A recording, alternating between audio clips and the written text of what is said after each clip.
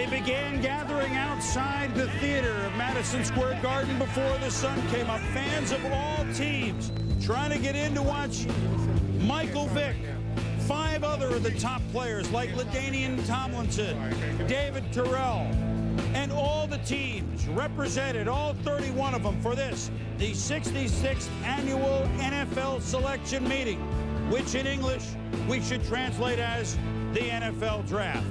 Welcome to New York for a weekend of football. And are you ready for the draft? Are you ready for some football? I think we have a new attendance record. 52,000 have wedged their way into the theater here. Chris Berman, Mel Kiper, Joe Theismann, Chris Mortensen. In dog years, we've done this 162 times now. We have many, many events that have happened even the night before. Will it be a portent of what is to come? We shall see. Well, as we like to say, our good friend Warren Zevon once sang in Werewolves of London, I saw a werewolf drinking a colada at Trader Vic. I don't think he was talking about the 2001 NFL Draft, but we've had a trade involving Michael Vick, essentially. Yesterday afternoon, the San Diego Chargers and Atlanta Falcons swapped the #1 pick of the draft.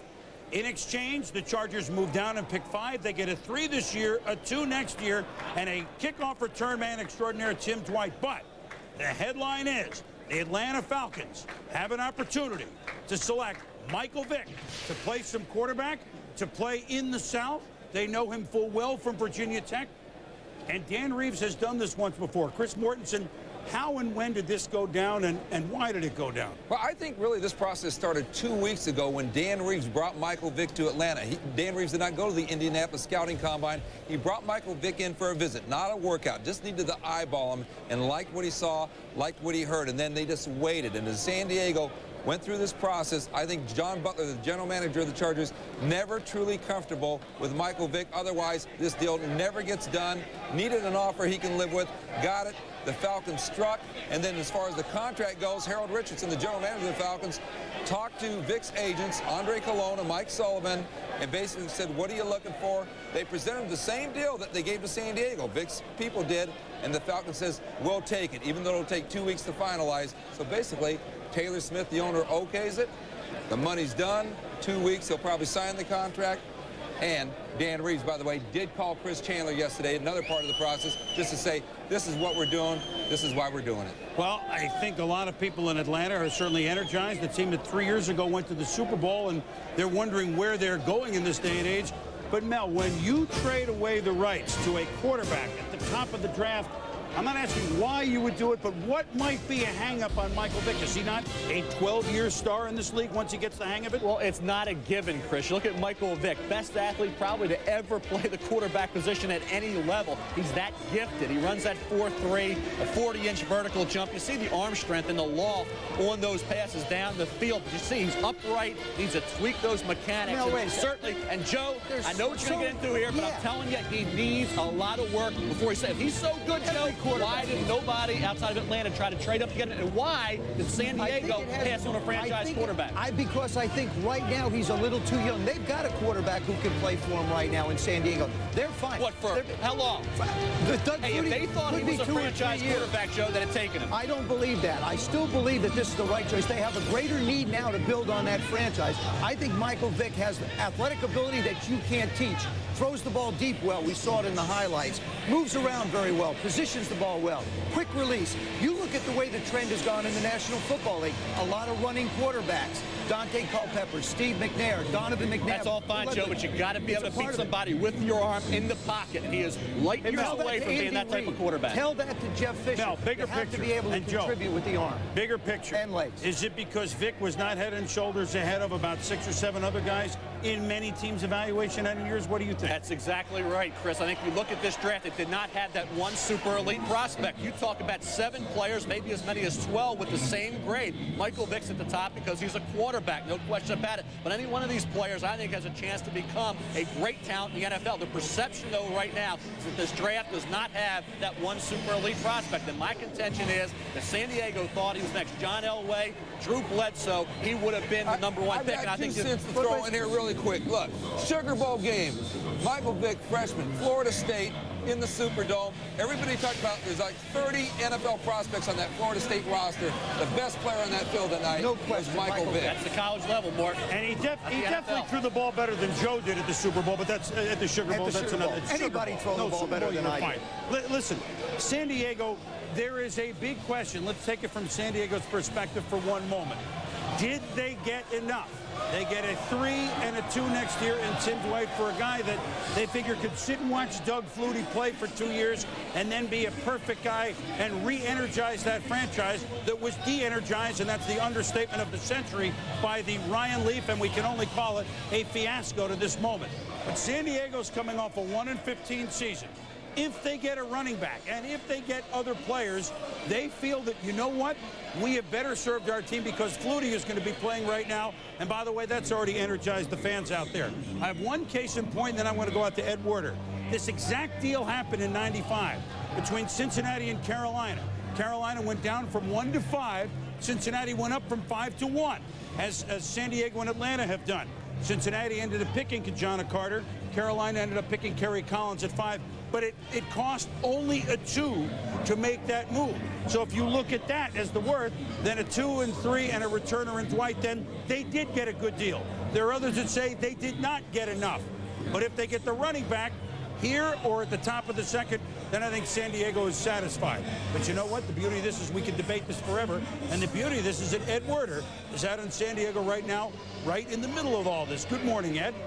Good morning, Chris. You're right. The Chargers do want to upgrade their running game, which was the worst in the NFL last year. They averaged their leading rusher, Terrell Fletcher, averaged 3.3 yards a carry. They got 67 yards rushing per game. And what they want to do with the 5th pick is take LaDainian Tomlinson, the #1 player on their board. But there's a lot of concern about what Cleveland will do with the #3 pick. They fear that either the Patriots or more likely the Bears will attempt to trade in front of them. And those teams also covet Tomlinson. If that happens and both the best offensive tackles are gone, I think John Butler wouldn't hesitate to take Gerard Warren, the top defensive player on the board. All right, Eddie, thank you very much. It shall be interesting out there. And, of course, San Diego trying to do a lot of building. Hey, make no mistake about it. This team is on its way. We'll talk about them when they get there. It's just on its way a little different than we thought 24 hours ago. Another big picture for you fans to watch out today. The St. Louis Rams, a year ago, 1 year removed, the Super Bowl champs, they couldn't stop anybody last year, even though their offense continues to be one of the most prolific in the history of the NFL. By making deals involving Trent Green, and earlier, the Rams now have 3 first-round picks as we speak and 2 second-round picks. You think this offensive juggernaut isn't going to address defense and become an unbelievable force this year? Let's see what happens today and tomorrow.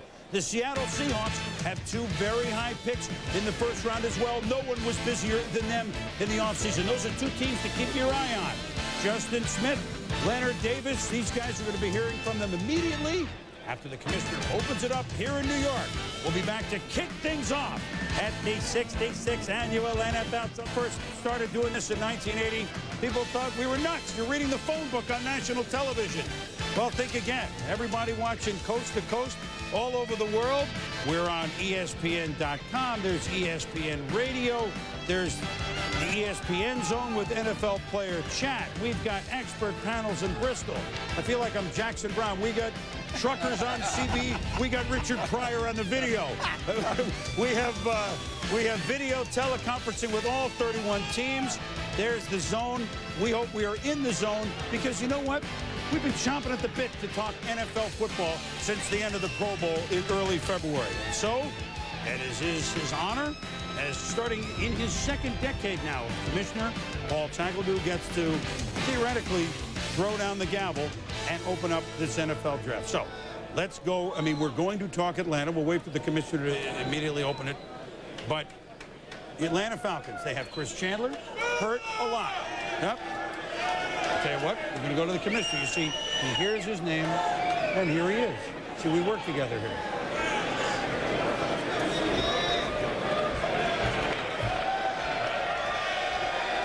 Good afternoon.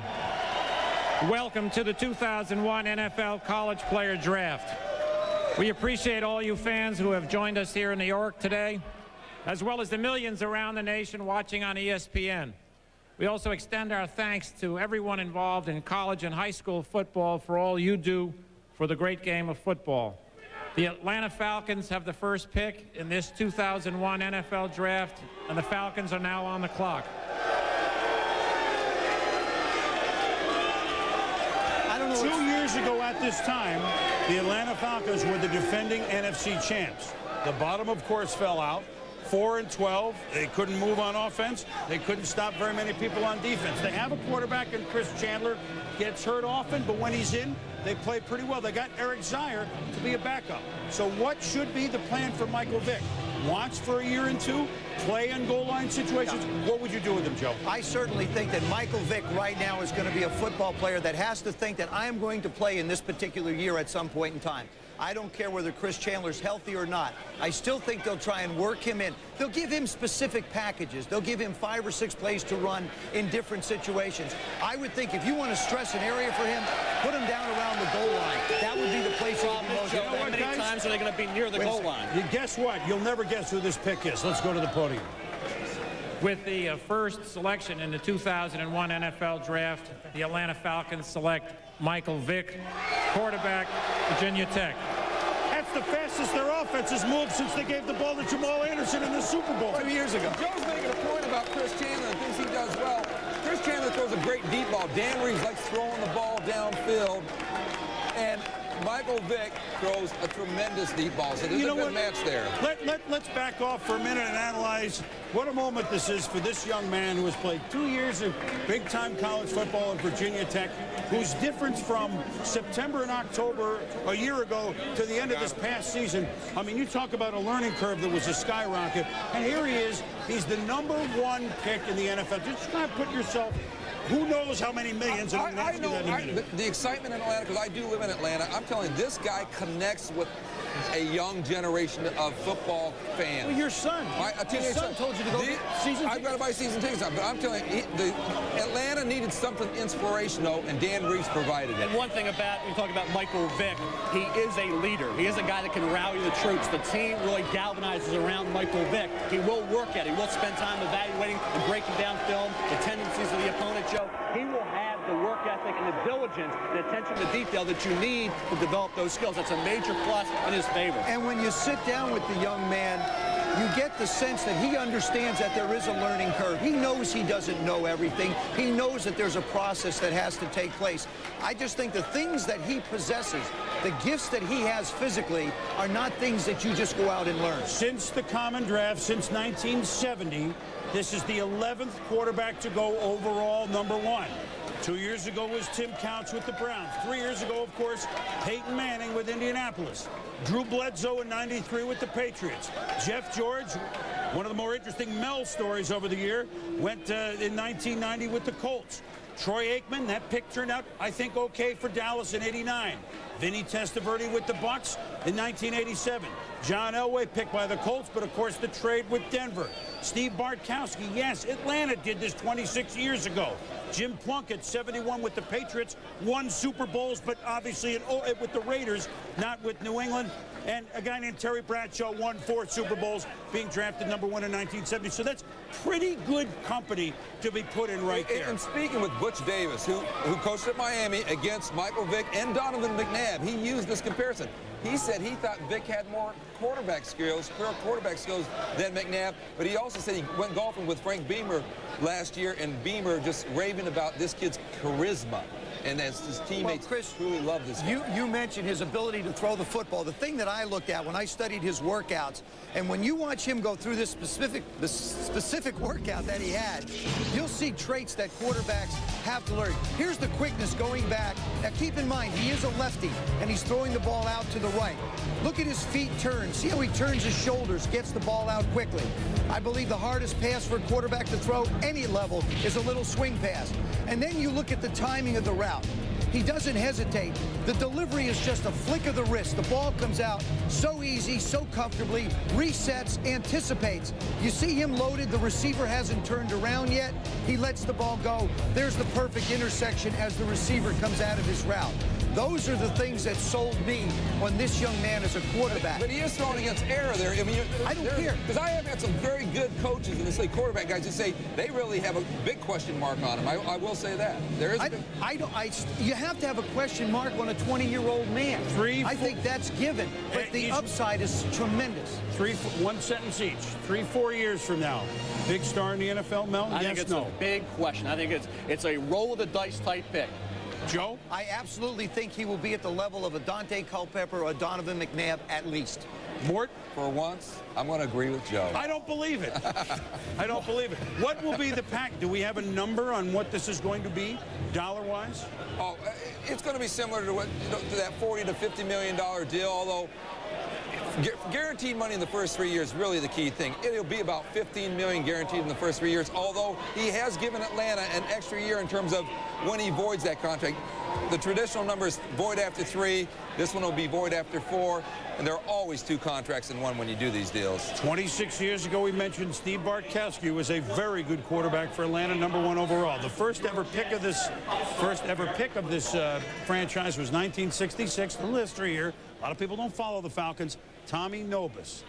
He was pretty darn good at middle linebacker. If Michael Vick can approach Nobis and Bartkowski, I think fans in Atlanta will be thrilled. I know Michael Vick is thrilled. Chris Fowler's thrilled that he's sitting with him. Hey, Chris. Well, Chris, this is not Michael Vick's first draft. He was the 30th round amateur draft selection of the Colorado Rockies back in June. Michael, I imagine this is just a tad more exciting for you. Is the heart rate still up? Oh, yeah, definitely. You know, it's very exciting. And you know, it's something I always dreamed about. I always dreamed about walking that stage, you know, meeting Paul, and it all came true for me. You know, so I'm very excited, you know, very happy to be playing for Atlanta Falcons, and, you know, hopefully everything will go good for me. What's your reaction to the trade? For probably a few months, you were envisioning yourself as a San Diego Charger. That suddenly changes on draft eve. Now the projections are you may play a lot sooner than you would have in San Diego. Yeah, I always thought this throughout the entire process that I was going to be a Charger, but, you know, the trade was made, and my agent, you know, informed me that some trades may be made, and, you know, I knew that. So, you know, I'm just happy, and if I go in there and I have to play, then that's what I have to do. You know, that's what they're paying me for. Well, you had a redshirt year at Virginia Tech that was very important to your development. We've talked yesterday, no redshirt year in the NFL, but the big debate is, guys debating it on the set, how soon are you ready to step in and absorb the offense? Well, first I have to learn the offense, and then, you know, I'll be a whole lot more comfortable, you know, when I'm out there playing. You know, it just gives you a better feeling being out there and gives you the feeling that you can make things happen. So, how much better equipped are you? You came to college, you were kind of puzzled by the complexity of the Hokies offense. You considered changing positions to wide receiver at one point because you were frustrated. Are you much better equipped now to pick up an offense? I think now I know a lot more about the game, you know, so I think I'm ready to take on the challenge, and I don't think learning another offense will be a problem for me. You don't have a lot on your resume for a #1 pick. You've played maybe a handful of games against top-quality college competition, but have you ever reflected on how much money you made and how much your stock raised? One game against Florida State in that Sugar Bowl? One game, you know, and my stock flew through the roof, you know, and you know, it was just Lord's blessing, you know, and I have to thank him, you know, for all of this. You know, it won't be Michael, possible. congratulations. Best of luck in Atlanta. Very happy guy. Chris, very relieved guy, too. Hi, Chris and Michael. Congratulations. I mean, #1 pick in the draft. I mean, let's make this human for a minute. What a great moment, whether it's San Diego, whether it's Atlanta, or whether it's the Hartford Rams, which we almost had. At any rate, let's go up close to Hartford to our studios in Bristol. Mike Tirico and a bunch of wise men. Is that not right, Mike? That's true, Chris. As we wait with Arizona on the clock, we're joined by Mike Golick and Hank Goldberg, Sean Salisbury. I want to start with Ron Jaworski on the Michael Vick pick.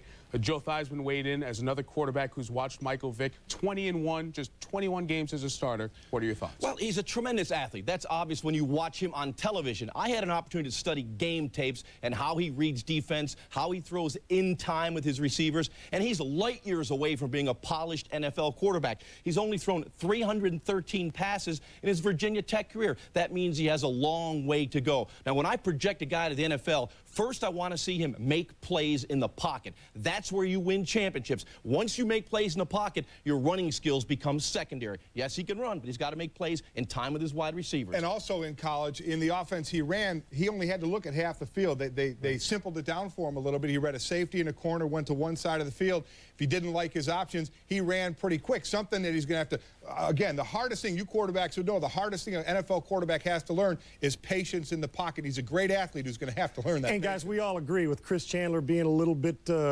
injury prone that Michael Vick's more than likely going to have to play sooner than he's expected. Can he do it? You looked him in the eye, you sat down and talked to him for a while. You know, he told me that he said he didn't feel he was ready to play, that he wanted that cushion. But you know what? At $15 million to sign and going to the Atlanta Falcons, that was when he expected to go to the Chargers, that he's going to have to play. And here's what, though. This offense, let's give this kid a chance now. Jack Burns brings a little bit of the Washington Redskins, a little bit of the Vikings. They'll move him, little misdirection, throw the ball down the field. I'm just questioning one thing. We got to see how mentally and emotionally tough he is, because he hasn't played that many games when things are going bad early on, because Atlanta is not a very good football team right now. Go ahead, did Boomer say wise men are wise guys? Because I got the wise guy take on this, and that is attendance in Atlanta has been abysmal. How does this play into the equation? How tempted are they going to be to put him into the brink, you know, and help draw people? Well, you know, he'll draw people. He's an exciting football player. And I play with perhaps the greatest running quarterback of all time, Randall Cunningham. Now, Randall Cunningham could run, but the problem is he used his legs too often. Exactly. And that's the problem you have with a running quarterback. Run second, play quarterback first. One thing we know about Michael Vick, he is a hard worker, and that will start immediately in Atlanta. Back to Chris in New York. Hold on a second, Joe. Hold on. All right, we are, thank you, fellas. Wise men, at least men, right? We'll get back up there. Arizona is on the clock with the second overall pick. There were lots of thoughts that they might trade. They have made a trade, which we will tell you in a moment, they have traded Aeneas Williams. This just did get done. Okay, Aeneas Williams is going to St. Louis, but we'll get to that in a minute. We suspect tackle Leonard Davis, Texas. Let's see. With the second selection in the 2001 NFL Draft, the Arizona Cardinals select Leonard Davis, tackle from the University of Texas. And congratulate, let's explain the thinking behind this, even though the new coach, Dave McGinnis, is a defensive player. And congratulations to Leonard Davis. Look, the most important thing in my mind for Arizona, who gave us a brief glimpse a few years ago. They were a playoff team. They upset Dallas. They played okay at Minnesota. And then they remembered they were the Cardinals. And then they became an abysmal team again, frankly, and fell toward the bottom of the division, 3-13 last year. But if they can stockpile an offensive line, which has Shelton on it, which has got big aircraft carriers, they have nice receivers. If Thomas Jones runs, if they have a big line to get Jake Plummer going again, the team gets an identity and the team moves up. Like it or not? That is, I like it, but that's what they're thinking. I can like tell you it, that. but it has nothing to do with the success of the Arizona Cardinals. Everything revolves around Jake Plummer's ability to make the right kind of decisions.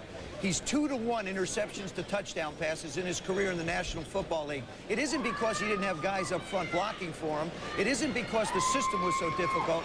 He's struggled with the decision process. Certainly, this move allows them. Think about it. They can move L.J. Shelton down to guard. That's all fine, Joe. You talk about a big offensive line, but I think the whole thing still revolves around No, you Jake. don't even think he's the best old lineman. No, I think Kenyatta Walker is the best offensive lineman. You said it all revolves around Jake Plummer. Don't you think this is to try to jumpstart the career of Thomas Jones as well? They're going to have to outscore people, Joe. That defensive line is really suspect. Aeneas Williams moves on. How are they going to stop anybody? But Gerard Warren is a better football player. He's sitting there, too. Let's take a look at him. 6'6", 370. Does he play like 370 or does he play like 320? Well, and you know the kind of question go I'm find asking. Jonathan Ogden. I mean, that's basically everybody. He's not Jonathan Ogden. I'm not saying he is. I'm talking about size. You take a look at his size here. He sets up. He just dominates. If he can't get in front of people, it's just going to take so long for people to go around him. And he certainly can open huge holes. I mean, he's a massive man. And that's part of, I think, the big, to me, that's a big attraction. Joe, the game that Roy did it was the job he did against Justin Smith, and that's all great. And I think you look at Leonard Davis, and I think the instincts as a pro-style pass blocker need to be developed. If he moves inside, he gets his hands on you, he can maul you. He can certainly assist that running game, but he's got a long way to go in pass protection, Joe, from an instinctive standpoint, former defensive lineman. Let me add something here. Dave McGinnis, and you hit on something. I spoke with Dave McGinnis, and he was telling me why it would probably be Leonard Davis, which is their defense does have a lot of holes. Their offense, he really feels, is close. It has a chance, if it comes together, to be he hopes, a dominating offense. Obviously, the key is Jake Plummer, but he made some coaching changes as well, and he's hoping all these things come together. So if you can't really fix the defense, if the safest pick, you know, when you're picking a side, is a guy like Leonard Davis, then go ahead and do it and see how good you can get on offense. And they got Pete Kendall and they're just trying to, boy, for years they loaded up on the defensive line, and for one reason or another, they're hardly there, or they're certainly not healthy. Now, the man that has been there for Arizona through all of the horribles, and let's make no mistake about it, all of the down years, perennial Pro Bowler Aeneas Williams is now moving on and has a chance to play in the big game at the end of this year, pending a physical, 3-year deal, reported at perhaps $14.7 million, contingent on the physical. In exchange, Aeneas Williams was what, 32, 33? Still playing well. Right, still playing very well. Arizona gets the low second, the original St. Louis second, and a 4th-round pick that came yesterday from Oakland. Low 2, low 4. Hey, they did the right thing by Aeneas Williams. They really say, we're not going to sign you, we can send you somewhere else. We're giving you a chance to play in a big game. So Aeneas Williams' career as a Cardinal ends on the day Leonard Davis's career as a Cardinal begins. Up next, Cleveland. They could go a lot of directions, including a trade. This will be interesting. We'll be back. Well, this Cleveland Browns, they're on the clock. They got 9 minutes to go. There's a lot of things we're going to discuss here, including getting with a lot of players. But in Atlanta, they're discussing only one thing, and that's Michael Vick. Let's go down to Hotlanta with Scott Walker. Scott, obviously enthusiasm for a day and a half, for a day now. Absolutely, Boomer. And Dan Reeves, good enough to join us here, coming down from the war room. And obviously, you said there's relief here as well. 18 years ago, you were in a similar situation. John Elway was the player. What do you learn from that situation and Elway's development that you'll use here with Michael Vick and making him the quarterback you think he can be? Well, I think, first of all, both of them have the things that you see, that look at athletic ability and those types of things, and we were very fortunate in that John had those things that you couldn't really see. A great desire to be successful, great competitiveness, the ability to learn your system and want to be successful, and I think Michael Vick has these things, but that's going to be the real key to determine how good this young man is going to be, because he has a tremendous amount of athletic talent. And I think the fact that he is so competitive is really going to help him be able to play and play quickly. You met with him a couple of weeks ago. Was that the meeting that showed you that he had those intangible abilities? You know, I think, first of all, the fact that he would come in here when you think you're going to be the first pick in the draft and we had the 5th pick, for him to come in here said something to me, you know, that he had his feet on the ground and realized there were a lot of different things could possibly happen in the National Football League. And he came in and he fit in. We had about 20 players in here, and he really fit in very well with everybody and had a good time, and was very impressive. And I think that's the thing that he has all the football talent, but the type of person he is off the field is so important too. Everyone wants to know, when will we see him on the field? Will we see him on the field in a position other than quarterback? Oh, well, that I don't know. We're going to try to get him ready. I think it's our responsibility as a coaching staff to try to get him ready as quickly as we possibly can and make sure he's ready to play when we put him in the football game. I'm sure everyone's here is excited. Dan Reeves, thanks for joining us. We send it now back to Chris Fowler. Drafted right after Michael Vick, big Leonard Davis out of Texas, headed to the Arizona Cardinals. You're looking at the baby of 21 brothers and sisters in the pride of Worthing, Texas. I guess about 1,000 people have gathered watching a big screen TV. Do you have something to say to the folks back home? I just want to say, you know, thanks for all the support, and you know, I really appreciate it, and you know, growing up with people and having the relationships, and I just want to thank them all for that. And you know what a demanding position tackle in the NFL can be, going against the best pass rushers in the world. If there is one question, they say Leonard might not be mean enough, might not be nasty enough. But do you have a war face, Michelle? Do you have a mean streak? I have a mean streak, and I'm able to turn it on and off. You know, when I get off the field, you know, I'm a nice guy, but you know, when I get on the field, I'm you know, going out and trying to, you know, just take somebody's head off. This guy's been 300 pounds, I think, since 8th grade. So you've always known what it is to be big. Now you'll know what it is to be rich. Congratulations. Leonard Davis, the Arizona Cardinal. Chris?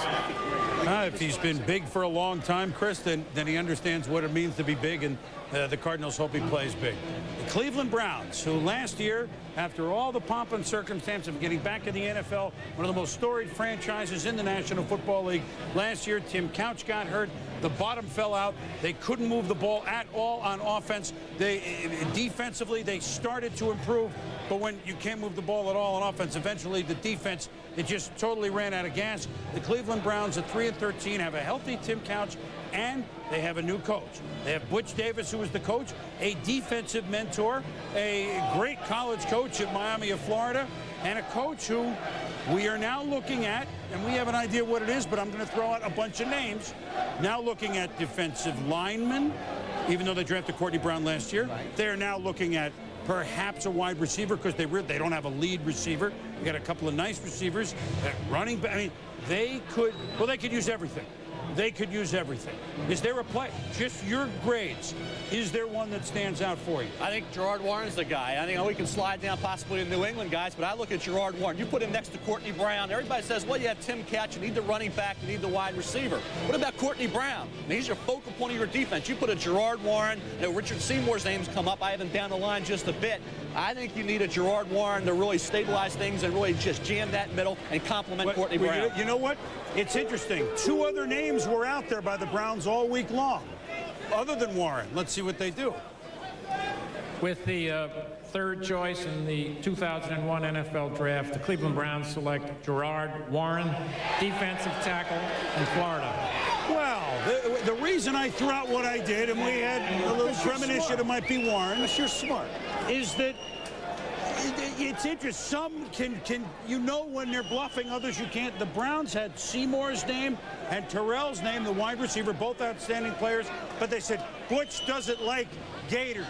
Yeah, right. Guess what? He's a pro coach now. We can get over it more. He played against Gerard Warren. I spoke to Butch about Warren, and I had one coach tell me that if you want Gerard Warren, it's like getting Warren Sapp. And Butch said, not quite. You know, Warren Sapp was more athletic, more fluid. Warren Sapp came to Miami as a tight end. But he said, this Gerard Warren, more explosive, more powerful. And don't forget the division they play in. Even though there's going to be realignment, it's still the Pittsburgh Steelers. You're still going to play smash mouth football with some of these teams, and you need a big, stout, big guy, 327 pounds. We have to also take a look. What did they do in free agency? I think we're sitting here talking about the draft, but how do you help your football team? They bring in a Mark Smith. Okay, he was a good, solid player in Arizona when they got him to show up. I mean, he just had to come and show up. Dwayne Rudd, you bring in as a linebacker. You added Ross Verba to the offensive line. All of a sudden, this team starts to take some shape.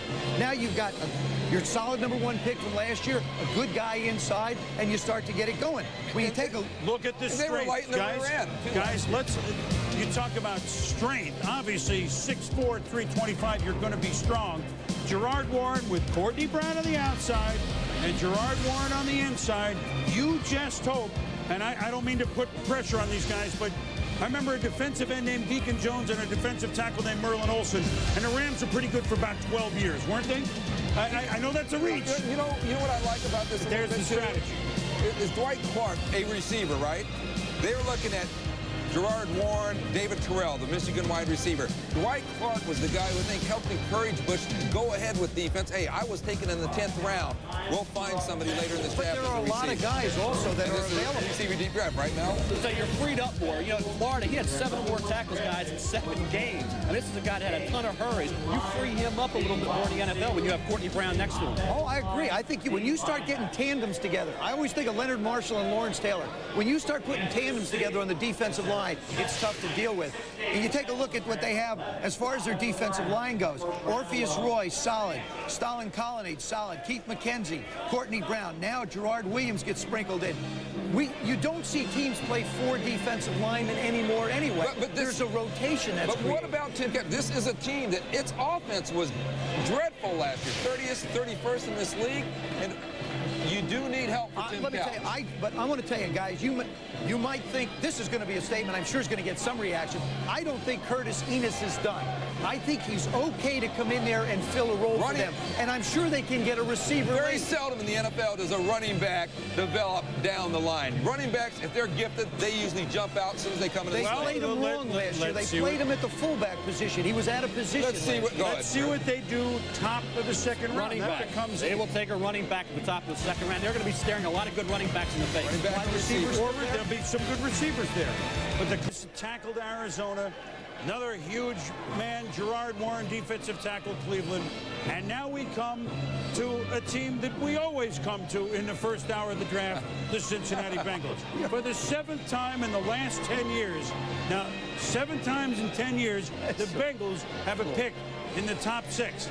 Now, sooner or later, they're going to bust loose. Sooner or later.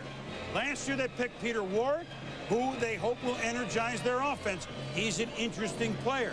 They could trade, but I don't know if they really know how. Do they go just a big offensive tackle? What do they do? I think they've got to go offensive tackle. Last year, new stadium, same Bengals. Coslin out, Dick LeBeau in. Corey Dillon, oh, by the way, broke Walter Payton's rushing record for a single game, 278 yards. Achilles Smith looked like Achilles' heel. Struggled at quarterback. We saw Peter Warrick at times show the flashes that we know he is capable of. But the Cincinnati Bengals are still looking for some movement. They were outscored by almost 200 points. They lost more games than anybody in the 90s. They're the Bengals. They're the Bengals. What do they do? They've spent time with 4 players. Leonard Davis, Kenyatta Walker, Justin Smith, the defensive end from Missouri, and surprisingly, Drew Brees of Purdue. Now, I think maybe Brees, second round. Yeah, that's the 4 guys they spent time with. He had to be on his way going somewhere. Yeah. I mean, he just sort of stopped in Cincinnati. They got Indiana, they changed planes. Somewhere right? they were moving somewhere. So you had John Kitna in there. You know, Kitna's there, but you had 1 sack out of Booker and Copeland. You had no production out of your defensive ends. Justin Smith or Kenyatta Walker, got to be. With the 4th choice in the first round of the 2001 draft, Cincinnati Bengals select Justin Smith, defensive end from Missouri. Now, you talk about some picks that maybe the Bengals have made that you're not sure of. This young man from Missouri, motor. My God, you know exactly what you're getting here. I mean, many teams coveted this guy, Mel. 6'4", Chris, 270, and look at the speed. He ran a 4.62 during his workout. And I like the fact that, in addition to sacks, I think sacks can be very overrated. He set the single-season record at Missouri with 11, Chris, but 97 tackles led Missouri. That's impressive. But this is it's interesting when you talk to teams about this guy. Boy, it was love him or lukewarm on him, and you love his attitude, you love his motor. But I also hear people say 32.5-inch arms. There's only been 1 defensive lineman in the last 10 years who's had any success with 32.5-inch arms and 32-inch arms. They mentioned Marcellus Wiley, and that was only 1 year. So that is a question mark. They certainly hope he's not Jason Buck. 32.5. You know, it's easier to buy shirts, though, if you're a defensive end. 32, and he can at least get shirts. You saw that there. I mean, he's got explosive. Well, the other side of it, too, when you look at the Cincinnati Bengals, they only had 9 interceptions. They were 30th in the league. They had 26 sacks. You say that sacks at the college level maybe not a factor. It certainly is a factor. If nothing else, you create pressure on a quarterback that causes the interceptions. I think it's an excellent choice for them. It's a way to start building the other side of the ball. Joe, what you have to realize with Justin Smith, he did both. He was a guy that I think held up against the run very effectively. That's proven. But he also had some sacks. So he gives you the both. I think he's not a one-dimensional player at all. You know what? Peter Warrick last year, Justin Smith this year. I like those picks. Do you? To combine, I like it. Listen, it's always when it's the Bengals, it's hard to tell. And listen, I really believe, like Achilles Smith, I think that if Dante Culpepper had been in Cincinnati, he might be struggling. If it was Donovan McNabb in Cincinnati, he might be struggling. There's just something about the franchise, the team, that takes the player down. Until they settle in. Bob Rukowski is now the offensive coordinator. They added John Kitna as a quarterback. Now, John out in San Diego, I think he had a great teacher in Mike Holmgren. I think that's an upgrade at that position. Between Achilles Smith and Scott Mitchell, they got nothing out of the quarterback At what point does Achilles Smith become the starting quarterback? I think it's still a question. I really think it's a question. You're looking at Justin Smith. That's the first time a player from Missouri's gone in the first round in over a decade. 1987. Remember the big tackle, John? 100 pounds of clay. was the pick there. And now, when that card went up, and when Cleveland did what they did, the happiest folks in the first round are now the San Diego Chargers. They gambled and won. They fought the law, and the law did not win. They will get a chance to draft LaDainian Tomlinson, running back. And John Butler is the new general manager. Mike Riley, the holdover coach. San Diego has a new quarterback.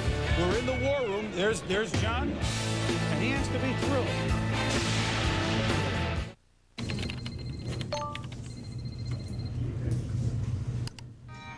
Congratulations! You've launched the pink slip virus. Your office is now infected. They'll soon trace it back to you. Good luck finding a new job. Congratulations!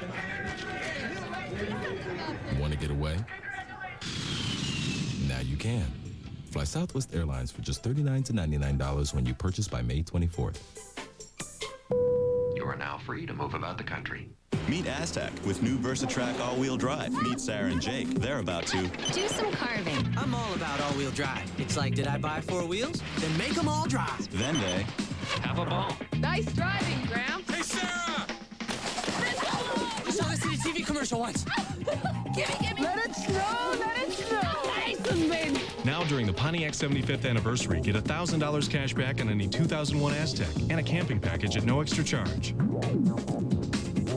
Dr. Scholl's next stop, New Orleans. So how do your feet feel? That's pain. Well, this is our Dr. Scholl's massaging gel insole. It's like a spring. The massaging wave system gives you more cushioning than regular gel ever could before. It relieves tension in your feet. Feels like it's massaging the foot. Dr. Scholl's, treat yourself right.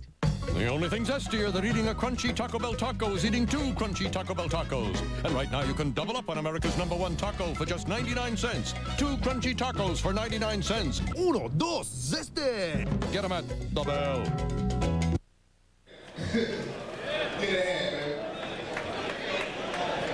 We are back in New York. San Diego's on the clock, and they are just thrilled that the Cleveland Browns, for one, did not pick a running back, LaDainian Tomlinson, who we expect to be San Diego's pick. But with our first of many Tenactin video conferences, we bring in the new coach of the Cleveland Browns, Butch Davis. So you see, Butch, not only are you welcome to the NFL as a head coach, you're the first on one of these video conferences. And I welcome to the NFL, and I know you don't expect to be drafted up here that long. Well, Chris, it's great to be here, and obviously it's a great day for us. We're really excited, and the pick, obviously, with Gerard Warren, I think it maybe caught a lot of people by surprise, but our entire organization, coaches, you know, everybody, the scouts, management, everybody really felt like that was the best pick. Well, you saw him up close in college for a long time. What stood out more than anything else about Warren to you? Well, there were a couple of factors, Chris, in trying to decide which guy we were going to take. One of them, we really felt like that Gerard was a terrific player. He'd been a dominating starter at the University of Florida almost his entire career. He's a big, extraordinarily athletic big man, 320 pounds, guy that provided a lot of sacks, a lot of pressures. You know, we just really felt like that he brought a dimension defensively to our entire defense. The division that we play in, obviously, there's tons of running backs. Eddie George, you know, Corey Dillon, a lot of people, Jamal, and, you know, we just got to do a great job stopping the run, and so we felt like that he was going to be the kind of guy that we needed to add to the defense. Real quickly, Tim Couch, as we stand in late April, ahead of schedule, behind schedule, to be ready to go and like nothing happened. No, absolutely. Chris, we really feel like that he's ahead of schedule. We had a mini camp last week prior to the draft. He threw the ball extremely well, no adverse effect. Well, that's good for all football fans, certainly in Cleveland. We look for you to do offense, but, you know, you send out some different smoke signals. You're getting good at this, you know. Thank you, Chris. Back to the war room for Butch Davis in the NFL as a head coach, of course, for years, as an assistant with Jimmy Johnson. That's his NFL pedigree. San Diego, they went down from 1 to 5. And what did the Chargers do last year? Well, what didn't they do? The San Diego Chargers at 1-15 win. Well, and there's no nice way to describe the quarterback situation with San Diego. Ryan Leaf, the second pick overall a few years ago behind Peyton Manning, couldn't stay on his feet, couldn't keep the ball in his hands. They tried Harbaugh, they tried Moses Moreno. It was offense, it was horrible. And they just wanted one win. and they finally got it against the Chiefs. Ironically, off the foot of John Connie, Sheila McCray. Good night, everybody. but Carney won't even be their kicker next year. They've gone with Richie. The San Diego Chargers, though, have done a makeover. John Butler is the new general manager. Mike Riley is still the head coach, but Norv Turner, offensive guru, worked with Butch Davis under Jimmy, of course. He is the new offensive coordinator. So a new feel, and a guy named Doug Flutie at quarterback. Ed Werder, it's hard to get a crowd and a city excited about a 1-15 team. But yet I think now, okay, they traded Vick. They get Tomlinson and all these other moves. They're selling tickets out there at 1-15, aren't they?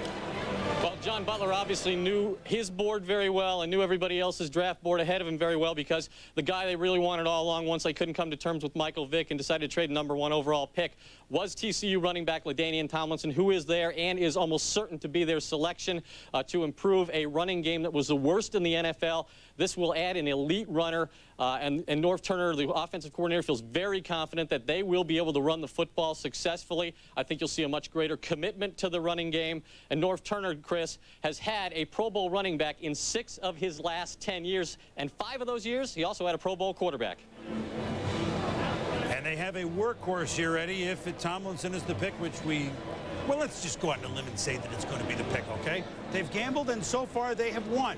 And how they use their 3 and how they use their 2 for guys who can get on the field immediately this year will be, you know what, while we're waiting 2 years for Vick to play while we have Flutie, we're actually making a move in the AFC West. Then it's smart.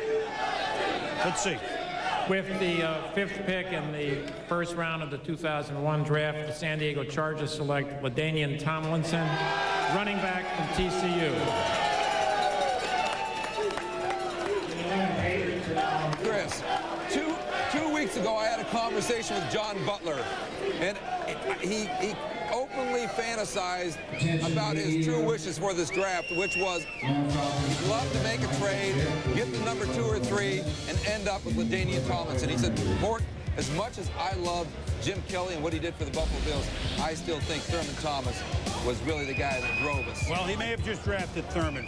Over 5,000 yards rushing in his career. You look at the way he runs the football. Now, you might say, well, he played in an offense where they pitch the ball a lot. You can see there that he also runs out of the eye. There's the pitch. Now, look at the speed and the power running through tackles. There's the eye. There he is hitting the hole. Again, great balance. You have to remember who his offensive coordinator is going to be. Norv Turner knows how to get the most out of a running back. He also has a quarterback who will be extremely effective in play-action styles of plays. So you got Doug Flutie's ability to move around. You've got LaDainian now to be able to pound a little bit. You can still find a running back somewhere, or excuse me, a wide receiver somewhere in this draft. So I think they're putting the pieces together that they want. Well, Tomlinson as a pro. I mean, my goodness, you talk about a workhorse, Mel? Oh, I'll tell you, Chris, he carried the ball 49 times in one game last year, 36 times in one game as a junior. Certainly the productivity's there. Now, he did it against some bad defenses. There's no question about that. You also saw the option incorporating that offense. Remember, Rashawn Salam, option back. He struggled, guys, and I think what really did it for Tomlinson was the fact that he went to the Senior Bowl, and on that Tuesday practice in Mobile, Mort, he put on a show. The burst, the vision, and the combine with that 4.44 and that 40 vertical. I think he did everything right since the end of the season to become the 5th pick overall. And from the end of the season to now, hey, listen, there's a lot of debate. Is it Tomlinson? Is it Deuce McAllister? Is it Michael Bennett? I still like Deuce. I know, but since that Senior Bowl, though, Tomlinson separated from the pack, most of the pack, and this is a guy that basically has no loyal. And ran 4.4. Let me just say something. We saw him hold up number 1 down there. Wore number 5 in college. He's gone with the 5th overall pick in the first round. So already there's a good omen, San Diego. The last time San Diego had the 5th overall pick in the first round, 1990, Junior Seau, who conveniently wears number 55. So 5 is the low number a Charger wins next year. They're going to go 7-9 with Flutie and Tomlinson. They've got a pretty good defense. If they'd only bring back those great uniforms. I know you can't do it this year. Bring back those AFL Lightning Bolt uniforms, then you got everything. When we come back, the P-Men, New England on the clock. About a little rock and roll here at the draft by our guys Todd Tebow and the Blue Chips. He didn't know that his group was the blue chips. They are now. Blue chip running back? We think so. LaDainian Tomlinson with our Chris Fowler. Chris? Boomer, as you said, number 5 for TCU, goes with the number 5 pick to San Diego. Yesterday, you reeled off to me almost the entire first-round draft order off the top of your head, but you never thought Chargers number 5 until the trade. I never thought about it. You know, it was one of them deals that I was for certain that that they was going to take Vick at the number 1 spot. But when the trade happened, I was like, well, maybe so. You know, I was awfully happy. You came to TCU, endured a 1-10 freshman season, empty stands, something very few players in this draft had to endure in college. Have you reflected on what an amazing 4-year ride it's been? It culminates right here. Yes, yeah, it's amazing. You know, how far I've came. You know, I know how to rebuild a team. You know, I know how to step in and work hard. I know what it takes to rebuild a team. So, you know, I'm just looking in, going in, contributing, and playing at San Diego. I'm so happy right now. It's unbelievable. You've been through a 1-10 season. The Chargers also won 1 game. And I know you have kind of a secret plan. You're a very goal-oriented guy. You came to TCU with the plan for college and almost followed it to the letter. Right. The NFL, your plan does involve the playoffs and perhaps playing a game in Hawaii at the end of that. But it's going to be tough. You know you're part of a rebuilding program. And in a way, it's starting over what you went through at TCU. Right. You know, I enjoy that. I love to have a chance to be on a team that's rebuilding. You know, I've dealt with it my whole career at TCU, and there's nothing different here. You know, I know what it takes, like I said, and I'm looking forward to the challenge. You know the rap by some, well, he's too short. He may not be a franchise back. The stopwatch says he doesn't have top 5 or top 6 quickness, because you love to prove people wrong. You've been doing that your whole life. I love to prove people wrong. Everybody always told me I couldn't do this. You know, and the thing about it, no one ever said you have to be 6 feet to be a running back. You know, I got a lot of heart, and a lot of people will see that. What do you need to work on in the NFL the next level? A lot of backs come in, and not everybody succeeds. Let's face it, there's a lot of busts at that position. What do you think you need to work on? Well, I think I just need to continue to work hard. I think I need to outwork people, you know, work on picking up defensive blitzes, doing some pass routes out the backfield, all kinds of things that I can get better, man-to-man, beating the linebacker, or even the safety, things like that. Wish you the best. It's been fun watching your career, one of the top 5 or 6 all-time rushers in college football. Another rebuilding job ahead of you, LaDainian Tomlinson. We wish you the best out in San Diego, guys. Here's a young man that just give me the ball. Let me put it on my shoulders. So for you fans of the TCU Horned Frogs, I don't know how many of you know this, the first Horned Frog to go in the first round since Norm Big Blue Bulash, 1970. Now that's, we remember him, Joe. Mort, you're too young to remember Norm Bulash. Although it was in your time. That was the grandson of Alex and the son of Dean. That was young John Spanos giving him the uniform. And I do want to clear up one other thing for San Diego. Their evaluation as Michael Vick as a player or a person, that didn't go down anywhere. That trade was made hoping that this would happen.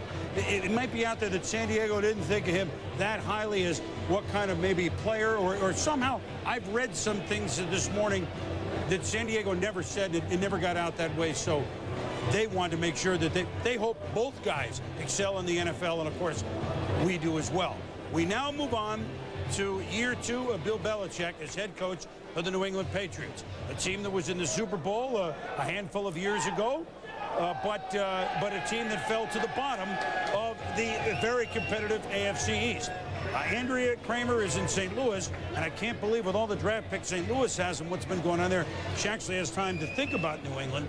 But Andrea, I know that they took a look at Warren at the end of this week. Obviously, he's gone. They need to press the envelope a little bit down the middle of the field. They can do it in several ways. Good morning, Andrea. Good afternoon, Andrea. What do you have? Well, remember, Chris, they have phones everywhere. It doesn't matter how many picks you have. But, yes, you're talking about the holes that they had on offense, but remember that on defense, a lot of needs to fill as well. They lost Chad Eaton to the Seahawks. They released Henry Thomas. I think who the Patriots are thinking about is Georgia defensive tackle Richard Seymour. He's got great size, very versatile. He could be a 4-3 tackle, a 4-3 end. He could play over center at nose tackle. A lot of holes to fill, but I think that Seymour is the guy that the Patriots are thinking about first and foremost at this 6th slot. All right, well, that would certainly add up. Bill Belichick, Andrea, defensively, guys, and Mel and more. Joe, let's look at the board. Is Seymour, is this a little high, or do you got to go get a guy like that right now? He's been projected to go in this general area, and I think you look at it, guys, you have Drew Bledsoe. Do you surround him with the David Terrell, with Corin Robinson, or do you upgrade a defensive line that has some problems right now because of losses from free agents? I think you have to stop and think who the head coach is. Again, you know, you think about Bill Belichick. Bill Belichick was a big part of the championships that were won in New York, as good as the teams were in New England before, as good as the teams were with the Jets. He is a terrific defensive football coach. I would think if he had his druthers, they feel like they can stop people from scoring. You've got Drew Bledsoe now signed for a long time. Yeah, but you don't score many points, Joe. Too many 10s and 13s. But they were on the other end of the scoreboard. You will be better, and I believe eventually they're going to have to find a running back. That's going to be the key, I think, in this draft, to find someone somewhere. I just wonder whether they plan for David Terrell to be here. That seems, you know, because this is probably, because they're clearly looking at Richard Seymour. Butch Davis loved Richard Seymour. He's 20 years old. He's athletic. He's got to learn how to play the run a little bit more, but he will get upfield. But David Terrell, got to be tempting when you got Drew Bledsoe. Well, the Patriots are there. They've invested huge money in Drew Bledsoe, so he will finish his career as a New England Patriot. Will he have some toys to play with on offense? Here's the pick. With the sixth pick in the 2001 draft, the New England Patriots select Richard Seymour, defensive tackle from Georgia. Well, so we've had 3 defensive linemen go in the first 6 picks, which isn't really a surprise. Richard Seymour, you talk about a size. Well, he's light at 300 pounds, huh? I mean, as this day and age goes, 6'6", 300 pounds from Georgia down your home way, Mort. He's powerful.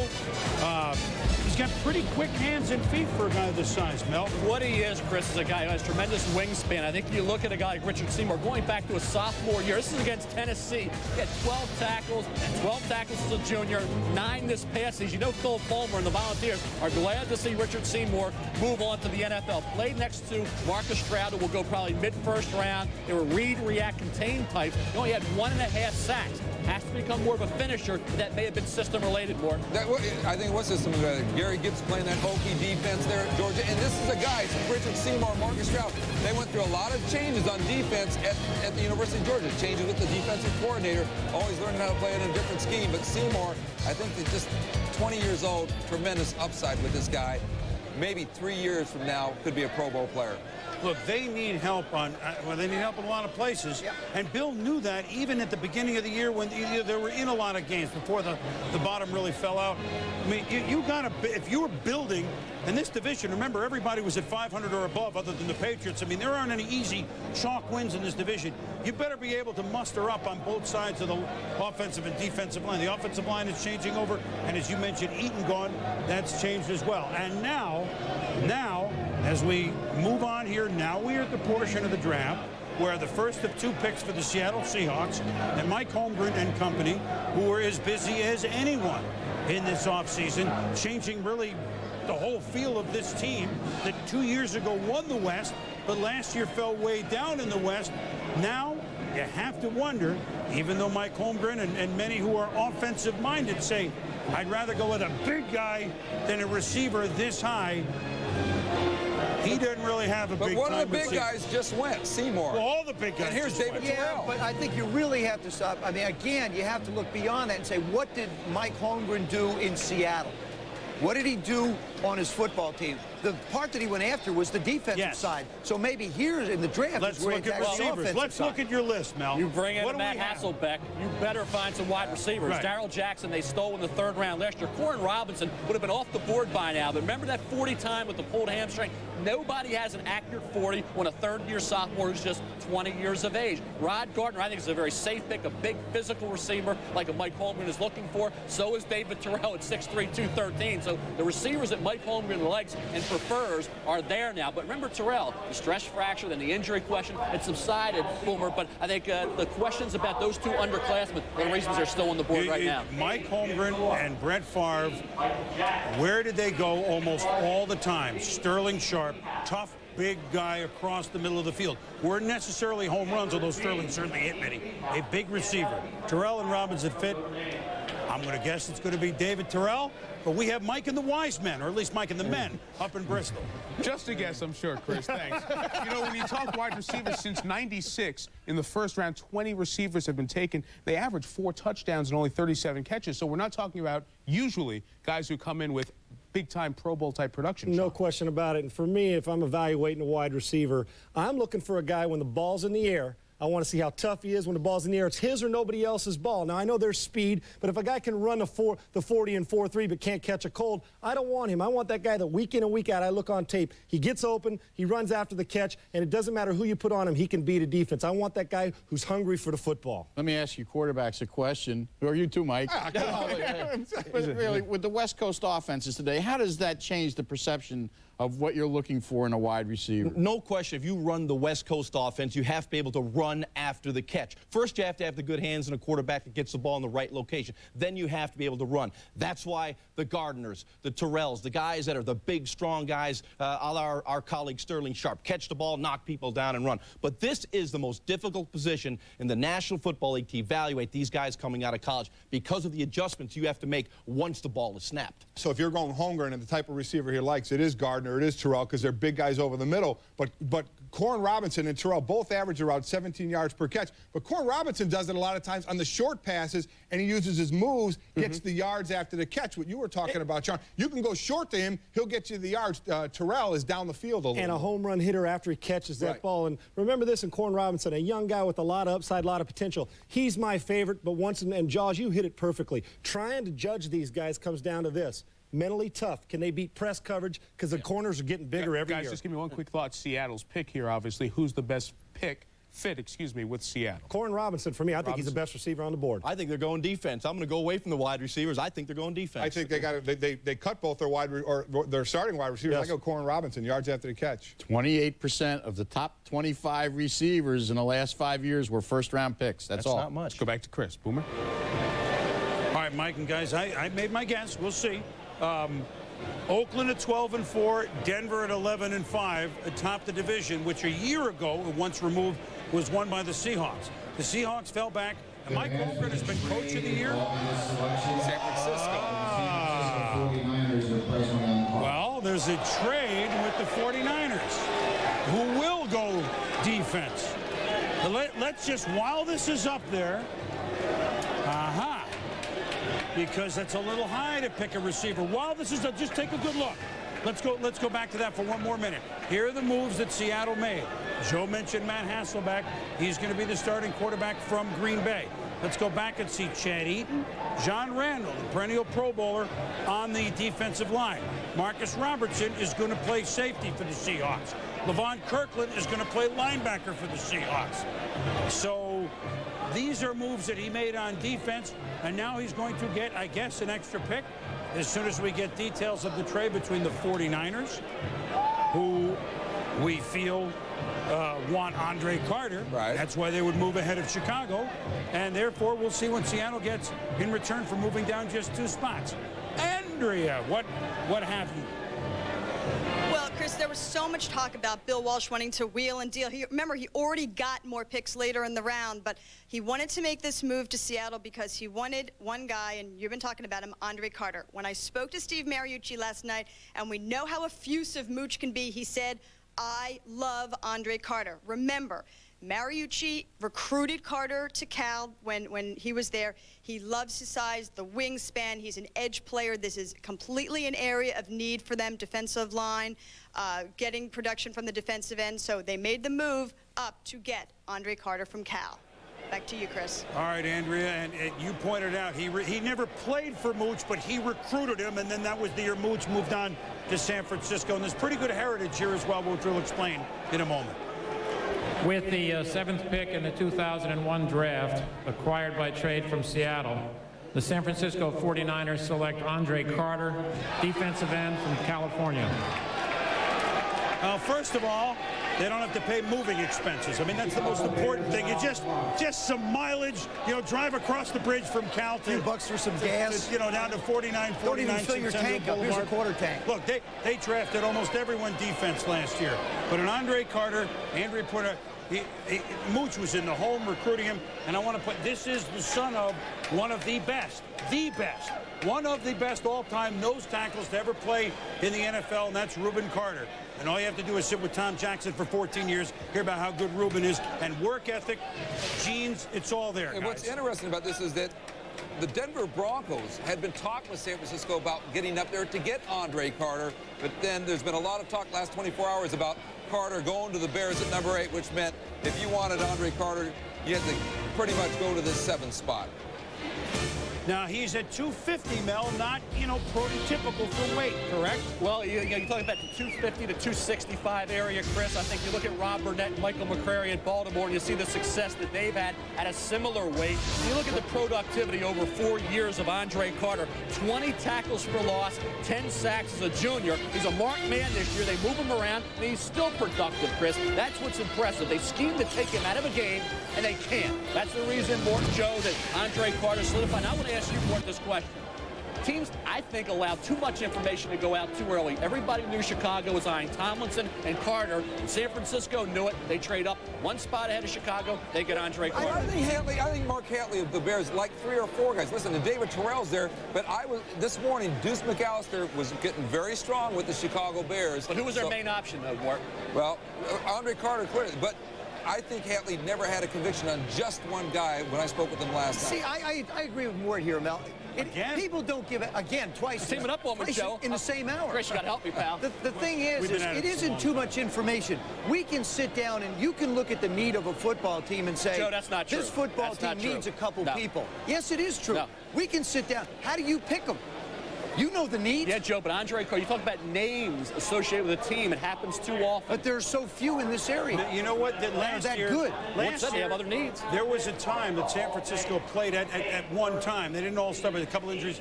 I think there were 8 rookies at one time playing defense for San Francisco. Some of them are really going to pan out pretty big time. And with Carter, along with Bryant Young, who's the old guy from Notre Dame on the line, they're hoping that they get a defense. They got a pretty good offense. We'll be back. 66th NFL draft. The San Diego Chargers, they hung on. They traded the number 1 overall pick away. The San Diego Chargers did, but they got their man, or their next man, running back LaDainian Tomlinson anyway. Mike, life of Riley is with Ed. Never a discouraging word, Ed.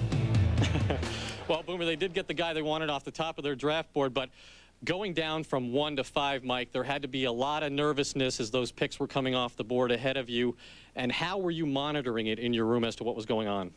Ed, we were trying to find out if there was any activity going on at the other places that looked like there might be a trade in the making.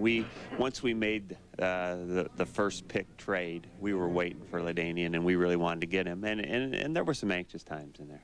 Did he prove to you at the Senior Bowl, is that where he demonstrated that he could be a 3-down back, that he could catch the ball well enough to stay on the field in all situations? Yeah, we thought after looking at him at the Senior Bowl and the workouts that he was an all-purpose guy, very versatile. And the longer we looked at him, the more we liked him. And you know, that was the big question. What could he do catching the football? Because they'd run a lot of option in college. But I think he dispelled all that as the offseason wore on. Well, and Chris Berman, here's how much the Chargers think of LaDainian Tomlinson. John Butler, the GM, who was the architect with Bill Polian of those Buffalo teams that went to 4 straight Super Bowls, was on the phone with Polian the other day, and Polian said, doesn't he remind you of? And before Polian could spit out Thurman Thomas, John Butler cut him off and said, tell me about it when he makes the Hall of Fame. Well, if Ed and Mike, if they have a run like the Bills did, and LaDainian Tomlinson is at the hub of it, well, then we'll look back at this draft as where the Chargers went from down to moving up and staying up. A long way to go, though. A man that has been at the top of, or near the top of his profession, well, for a few years. Let's just do it that way. Let's bring in on it's an Acton video conference, Hall of Fame, Professional Football Hall of Fame head coach, and running, can I say it, Bill? Probably running your last draft, Bill Walsh. Welcome this morning. Well, it's great to be here. We're excited about our selection. He's the man we wanted all along, and it took some doing. And Mike Holmgren is a tough guy to deal with. I don't know where he learned that, but I don't either. But this guy drove a hard bargain. But it was really important to us that Andre Carter come to the San Francisco 49ers. To me, he's light years ahead of a lot of the defensive linemen playing in the NFL today. His dad has taught him defensive line techniques since he was 5 years old. So as you watch him play, he's so far ahead of the rest of the competition that we think he can come right in and start and be an outstanding player. You have a bunch of, well, will be second-year players and rookies, and you're going to draft a couple of more as well. I would assume as the day goes on. Does this defense build this year have a chance to make a move? Because you have some parts on offense. There's no question about that. Well, we can move the ball. Steve Mariucci's offense is beautiful to watch sometimes. But defensively, you need athletes. You can't do without them. And in the case of Andre Carter, if we were to sign Dana Stubblefield back with Bryant Young, we have some excellent young defensive ends. We've signed a middle linebacker in Smith. We've got Ulbrich playing the weak side linebacker. We should be a very good, solid defensive team this year. Bill, on a personal note, after this weekend, or perhaps soon, your duties will change with the 49ers. A tinge of sadness with you, a tinge of elation as you approach this draft with your usual zest, or will those feelings you deal with after this is over this weekend? Well, there may be a letdown in a couple of weeks, but right now I'm very excited about the draft and about Andre Carter. But yes, it's a parting of the ways in the sense of having responsibility for something.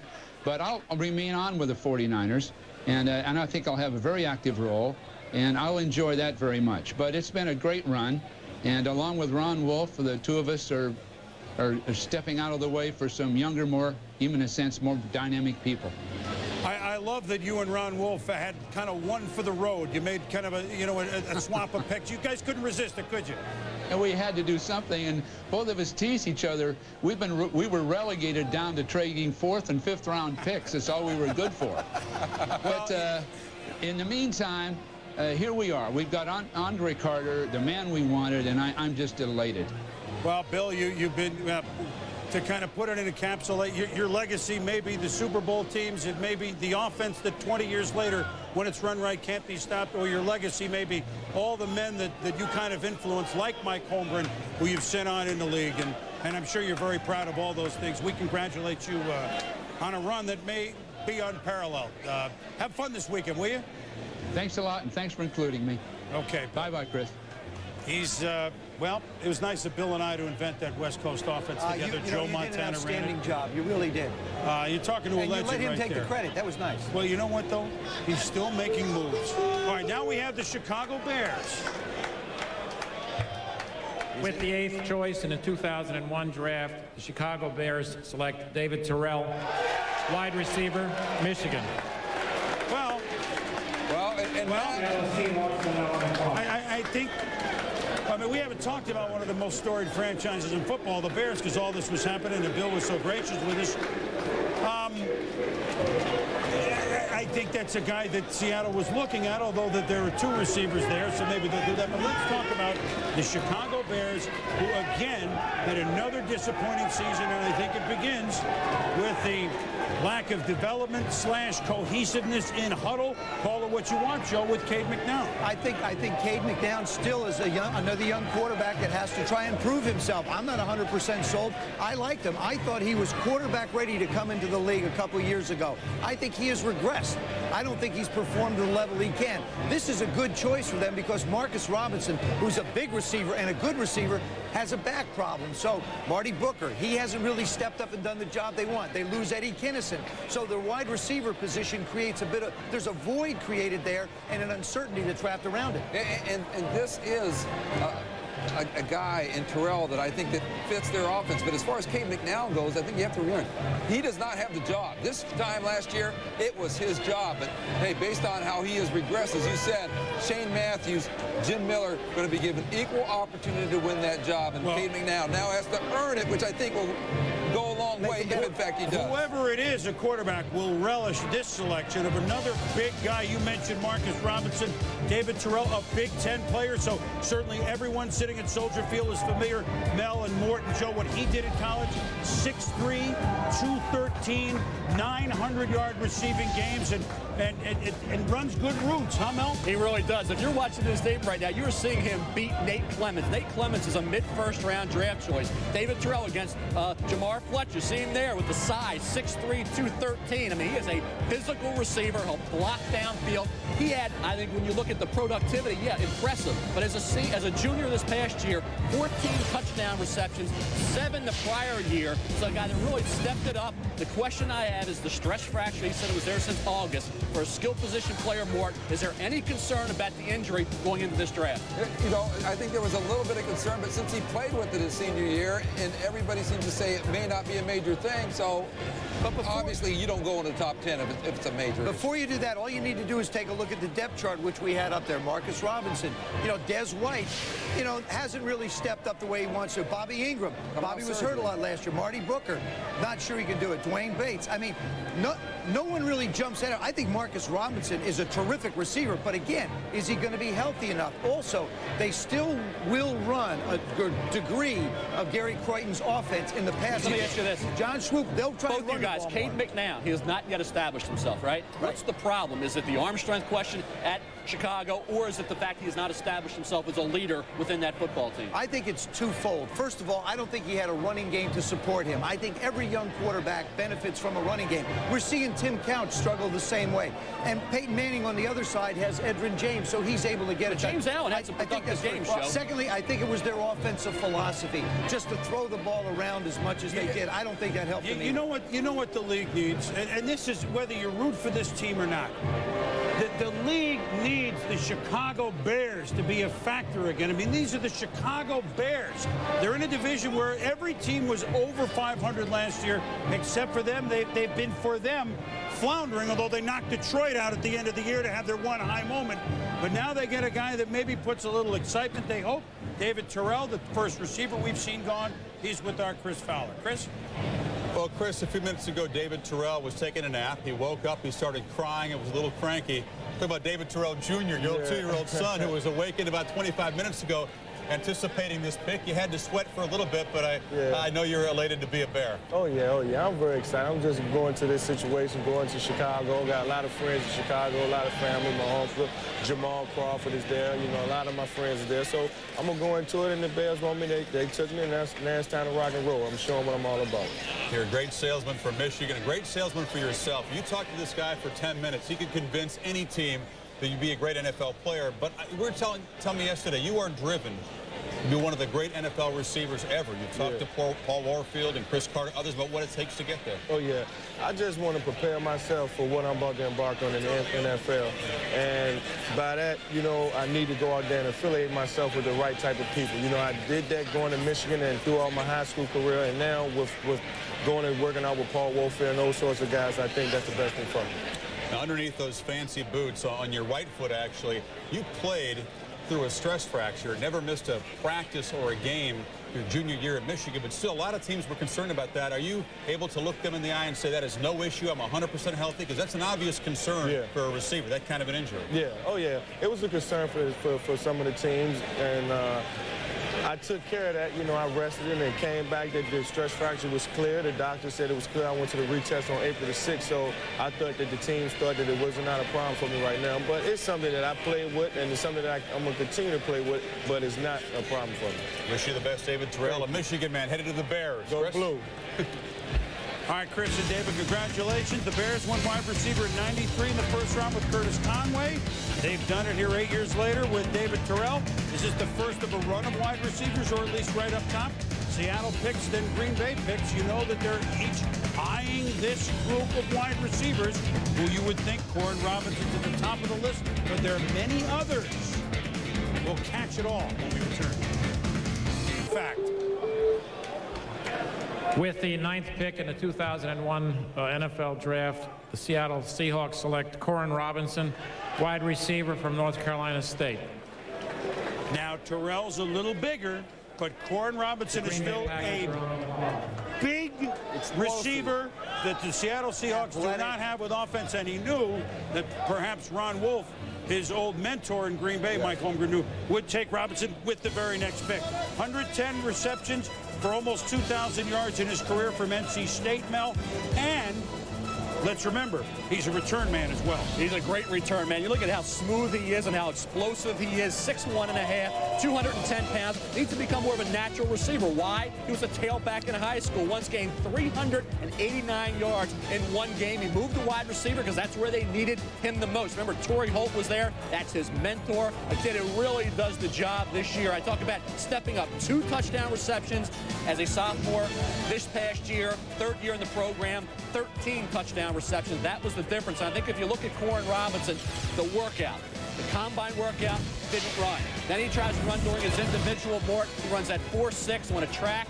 Wasn't able to finish and give the kind of 40 he's capable because of a hamstring injury. I can never remember a 3rd-year sophomore entering the draft without an established, accurate 40 time. And yet, there were the thing that teams spent more time about this past week was a problem with his left eye. He has what they call deceptive vision, and he reacts to the colors different. Red and green are a little bit fuzzy for him. Brown? Yeah, no problem with brown. That's maybe good because the football's that color. But he had an appointment with Seattle in terms of go over this medical condition with his eye, and he's seen 2 eye specialists since the combine. It's a condition he's had all his life, and obviously this guy, a lot of time, I've heard the name Randy Moss kind of mentioned in the same breath. This could be a potential Randy Moss type of player. And I will say this, Seattle, I say when you have Darrell Jackson and Koren Robinson, you better bring in Jerry Rice in June to mentor these 2 young receivers. He was one of the 7 players, the 12 players we said had the same grade, the highest grade in this draft, and they acquire him at the 9th spot. This is one of the established stars of this draft, still on the board at 9. 10 seconds. Torrey Holt went 1 from NC State a couple years ago to St. Louis. How does he compare? He's not as mature as a receiver. Remember, he's a tailback. Torrey Holt went back for a senior year, worked that summer on his route running. Koren Robinson needs still to be developed as a wide receiver. Well, Seattle has addressed the defense during the free agency. They get a quarterback in a trade with the Packers, and now they have a receiver, a big receiver in Koren Robinson. The Green Bay Packers, they're on the clock, and Ron Wolf's final draft with the Pack. We'll be back.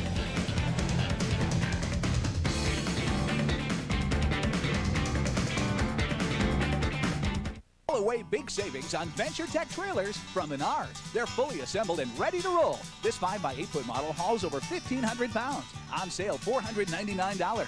Protect trailers, boats, or cars with Versatube steel shelters with slip-fit connectors to make assembly simple. A 12x20-foot model is $599. A 20x20-foot unit is $899. Plus, don't pay till 2002, only at Menards. Save big money at Menards. It's for special. Special like you. Hamilton, my love. You've come. Ball and took LaDainian Tomlinson, the top running back. And San Francisco, in a trade up 2 spots, took Andre Carter, son of great nose tackle Reuben Carter, as defensive end. And now the Green Bay Packers are on the clock. They wanted receiver, they wanted defensive tackle, but you know what? The big guys for that who are worth those selections at 10 may be gone. Let's go up to Mike Tirico and the guys to bat it around. Michael, just a couple of guesses here with Seattle. Just a few, I'm sure, Chris. While we have a second, let's go back to the top of the draft. Michael Vick selected by Atlanta. Scott Walker is at the Falcons headquarters. We'll bring Scott in now.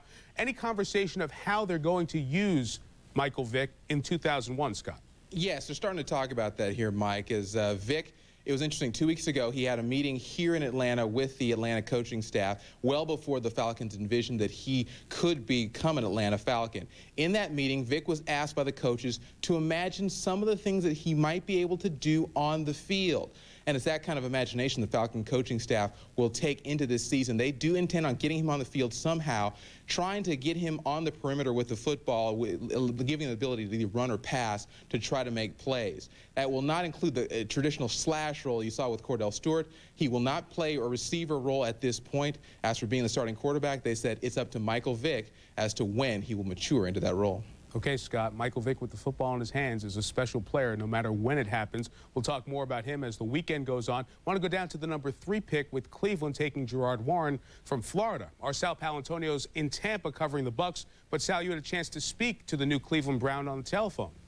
Yeah, Gerard Warren is up the road in Gainesville, where he went to school at the University of Florida. He is celebrating being the 3rd pick with his family. I had a chance to talk to him on the phone, Mike, and he said he had a long conversation with new Browns head coach Butch Davis, who talked to him about the up-tempo, aggressive style of defense that Davis made famous, of course, at the University of Miami. That's exactly what Warren wanted to hear. That's how he played at the University of Florida. By the way, he's in Gainesville because he wanted to celebrate with his family, and when he told the NFL he wanted to bring 200 people up to New York, they said, we don't think so.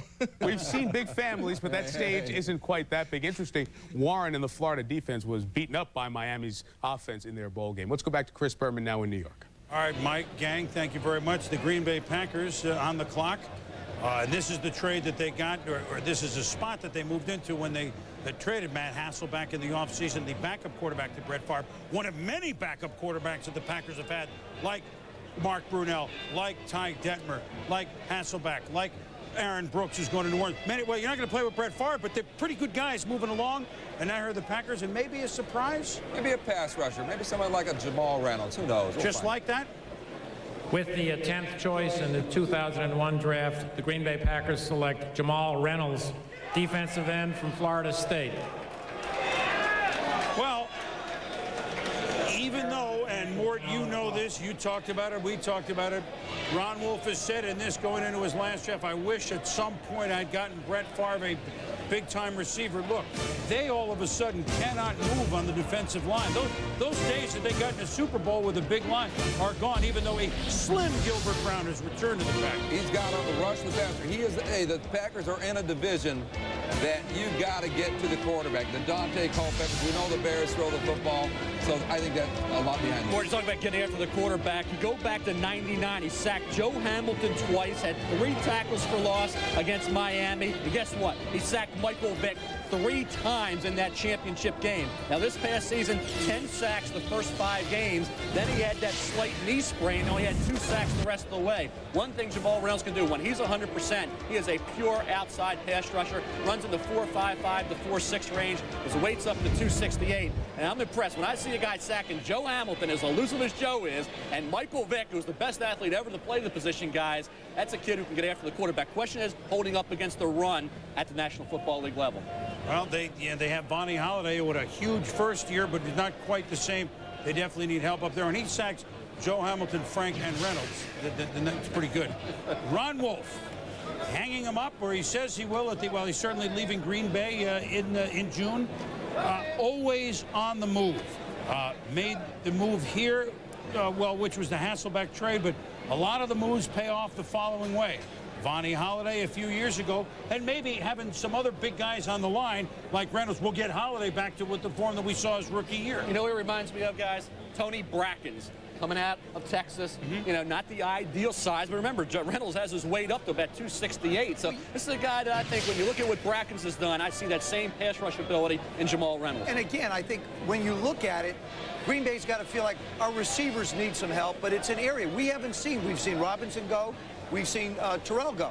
So that's the only 2 receivers. There are a lot of receivers left. There's one star receiver. I'm telling you, there's actually a couple guys. There's solid guys that they might get a shot at later on. They use some guys that, Ferguson, guys that, could be there for them to help them out. 1 or 2 could be special. I think Rod Gardner from Clemson could be special in the NFL. And Santana Moss, he weren't 5'9.5" guys. Would have been talking about him in the top 5 to 10. You know what? Let me jump in for a minute. Let's talk quickly before we move on to the next pick, which is Carolina, and then the first of all, the St. Louis ones, the Green Bay Packers. The Green Bay Packers with Brett Favre, who is re-signed, 10 years? He's not going to play 10 years, although maybe he could, he wants to, for $100 million. The money doesn't matter. Brett Favre is, you could argue this, he is still the most exciting player in professional football. They had an upturn at the end of last year. No, it wasn't the playoffs, but in year 1 under Mike Sherman, they were 9-7. You started to see some things that we saw from the Packers that got to 2 straight Super Bowls. Can they make another run in this Mike Sherman era and the players that Wolf gets with Favre at quarterback, or they have too many needs, I think they are very close. I think this is one of the teams. And right now, I look at St. Louis. Hey, I think St. Louis is going to make another run, but I think the Packers, look at the teams that were around 500. That's the trend in this league. The next year, you take a big jump up. I think the Packers still can make. The only thing I question here, Mike Sherman barely getting his feet wet here as a coach all of a sudden has all these expansive responsibilities as general manager, and I don't know if that's a good thing. But also, you've got Amon Green did a terrific job coming in. Yes, he Dorsey did. Levens comes back healthy, you hope. Yes. The receivers have to be addressed, but as long as Brett Favre is a Green Bay Packer, I'm going to say that they are a viable threat to be able to get into the playoffs, and we all know anything can happen there. And if you're in the playoffs, if you get there and you have Brett Favre, anything is You've got a possible. chance. We know that, especially a home game maybe on the frozen tundra. You know, Reynolds might have raised some eyebrows, but guys who have watched him all year are our college folk, like Kirk Herbstreit, who's with our Chris Fowler, in a position you guys are, I think, accustomed to. Welcome back. You rejoined at the hip, guys. Thank you, Chris. Yeah. We did watch Jamal Reynolds a lot because we saw the Seminoles about every other game on College Game Day. As Mel mentioned, he did have some very big games, sacking some very mobile quarterbacks, but he's a Florida State defensive lineman, and that's been a big but lately. Well, I think Florida State defensive linemen, as you know, especially the defensive ends, their primary goal is to get to the outside and just rush the quarterback. Think about it over the last 2 or 3 years. You have Andre Wadsworth, who got drafted in the first round, Peter Boulware, who went and became an outside linebacker, Renard Wilson.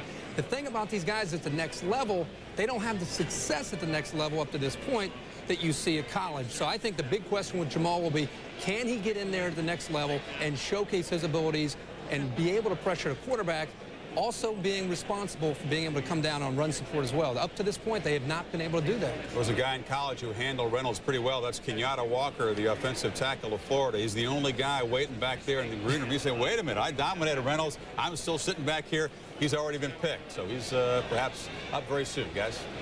All right, guys, thank you very much. And we go with our Tenacton video conferencing up to Green Bay, and we just heard from Bill Walsh a short while ago. Well, here's another man who is decorated in his uniform, I would say, and that's Ron Wolf running his final draft with the Green Bay Packers. He took over there in the early 90s and made them a Super Bowl champ and a two-time Super Bowl team. Ron, we welcome you again on draft day. Tell us why Reynolds really piqued your interest. First of all, Chris, his ability to rush the passer. He's a great backside player. That's what we really like. We play a defense now, you know, run and chase, and he's exceptional in that area. Are you, Ron, I mean, you can't tip your hand here, but do you want to find receiver or two, more offensive weapons pretty high up? Remember a few years ago I said, hey, we're going to get defensive backs till we get it right, and you really rolled the board there. Is that something you look at next? We're going to get into that area. It's something we have to do. We have to address that area, no question about that. We had a little debate in the room right at our pick, but when Corin Robinson went, it solidified Reynolds, and we're delighted with that selection. I was going to ask Bill this, but I could ask you as well. In this day and age, and where football has gone, I don't know if you can define the word dynasty, but if you were, or the Packers, for example, could get into the Super Bowl the next couple of years, which would be 3 in what, a 6-year span, is that about as good as you can get these days with these rules? I don't mean to be that you're, you know, the messenger of doom here, but is that the new standard, that sort of standard? You know, Chris, I don't really believe that. I believe there are ways to defeat this system. My problem is I'm not young enough to do it, nor is Bill Walsh. You know, Bill established a dynasty in San Francisco. The rest of us are trying to copy that. But there is a way of doing that, and I believe it can be done. I thought the job Jimmy Johnson and Jerry Jones did in Dallas, I thought they were close to that, and except for free agency, we just didn't know how to play it at that time. And I think the more we're in it, the more we understand what to do in free agency and how to utilize free agency. And you can become there can become a dominating team in this era. We noted that you and Bill couldn't resist one for the road there, making some trades at draft picks. But have you really thought what this means as you run? I know you, I think, a little bit. You really enjoy scouting the players, looking at the college players, trying to figure this draft out. Knowing that this is coming to a close, or as you say, are you saddened? Are you elated? What are the thoughts running through your mind? I'm not saddened. I don't believe I'm elated. I realize that I'm at the end of my rope, and it's time to hand the reins over to someone who's younger and who can handle the pace that's necessary to get the job done in today's football. That's the big thing right there. There's so many things you have to have a handle on. I'm just not young enough to do all the things that needed to be done. So it's time for me to to ride off into the sunset. Well, to borrow from Douglas MacArthur, you know, that I'll just fade away. Well, we don't think so. You're a great professional and better than that, a classy gentleman. Have fun this weekend, will you? Thanks for joining us. Thank you. Ron Wolf is as good as they get. Hey, Bill Walsh and Ron Wolf. And you know what? Here's a guy that enjoyed some success, the Carolina Panthers. George Seifert, when he was at San Francisco. Here, the Panthers draft pick. With the 11th choice in the 2001 draft, the Carolina Panthers select Dan Morgan, linebacker from the University of Miami. And you know what? They were holding, we haven't had a chance to discuss Carolina and George. They were holding their breath. I mean, they're thrilled that he fell here, I would think. There's some good football players. Yes. I mean, Mel does this, but the Kenyatta Walkers, the Morgans, the Hutchinsons, the Anthony Clements. And I think they were...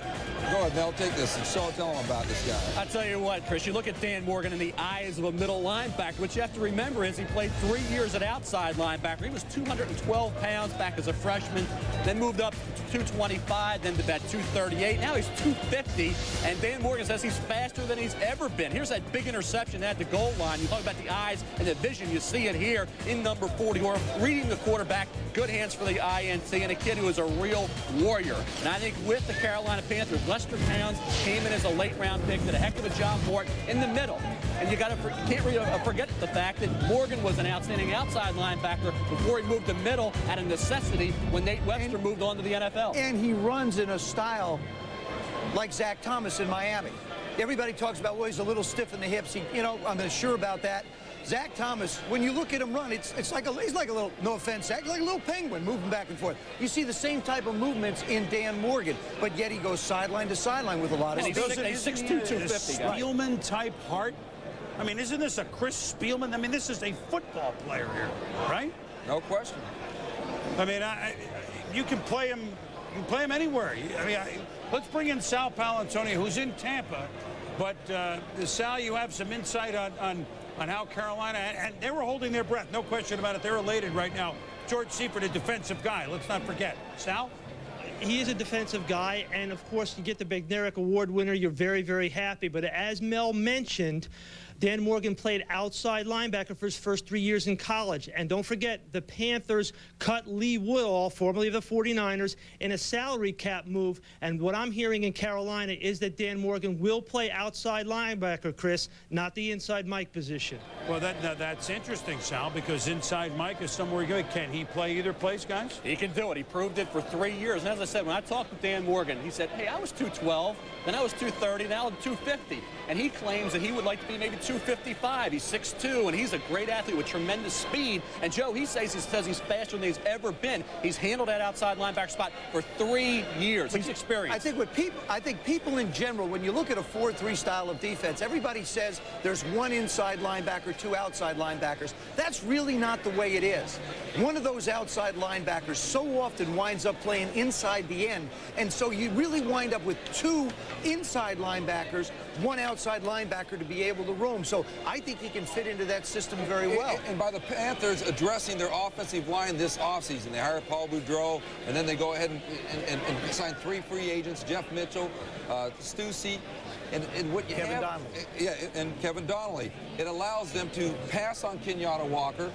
I don't know if that's a good thing, and take a Dan Morgan, but that's why they were going to pass on a guy like Kenyatta Walker. Without really elaborating on it, this is the type of football player Carolina needs right now in many ways. I think everybody will agree with that. For a franchise that was in the title game not so long ago, but had misfortune and worse than that happen to it. This is a good pick by Carolina. We will be back with St. Louis.